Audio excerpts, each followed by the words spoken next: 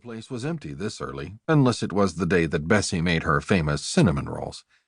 It was why he avoided weekends at the cafe.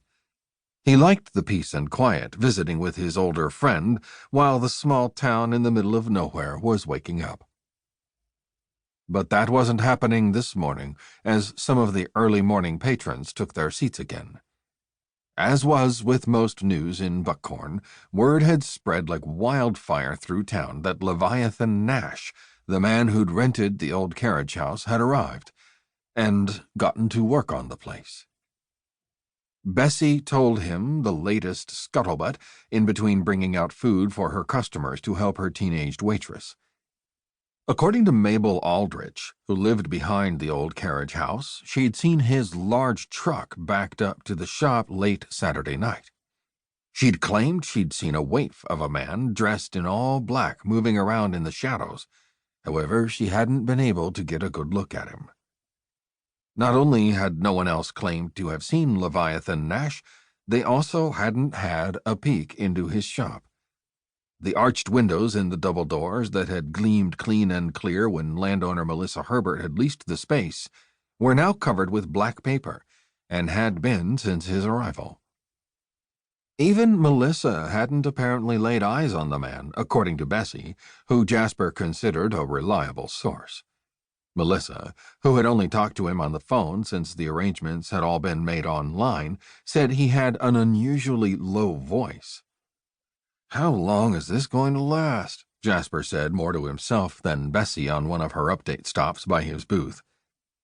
She shrugged as she delivered his breakfast on this particular stop. "Probably until his lease is up at the end of the month."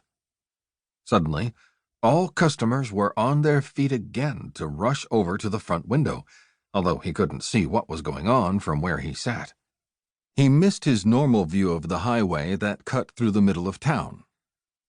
Jasper concentrated on his breakfast. He always had the same thing every weekday when he came in early: ham, eggs over easy, toast and coffee, black. He liked routine and resented having that routine interrupted, like right now. Maybe Bessie was right, he thought now, remembering an earlier conversation. "You're getting set in your ways like an old man," Bessie had warned him, and then lowered her voice. "You want to be like some of these cantankerous old bachelors who come in here?" "I can think of worse things," he'd said. Bessie had shaken her head in defeat, but then grinned. "Let's just see if Darby Fulton changes your mind," she'd said with a wink.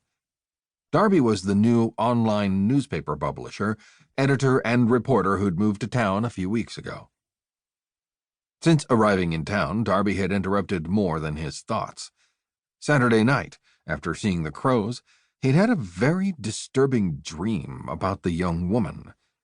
What Bessie didn't know was that there was much more to the story of him and Darby, something he planned to keep to himself. "What's Leviathan Nash done now?" he asked, motioning to the activity at the window as Bessie peered overheads to see what was going on. "Seems he's putting up a sign in the front window," Bessie said, before sitting down to have a cup of coffee with him, and banishing his thoughts of Darby for the moment. As much as Jasper had tried to ignore the goings-on, he had to admit the mystery of Leviathan and his shop definitely had caused a stir. Everyone wanted to be the first to see the man and what he was selling. If Leviathan Nash had only arrived late Saturday night, he'd certainly gotten busy quickly and without any apparent help, Jasper noted. Unable to take it any longer, apparently, Bessie got up and wormed her way through her customers to the front window to see for herself. She came back to the table, shaking her head. "Apparently, the name of his shop is Gossip. Well, he's certainly gotten that started. Can't imagine what he sells, though. What is it he doesn't want people to see by keeping the windows covered? It makes a person wonder. I guess that's the idea."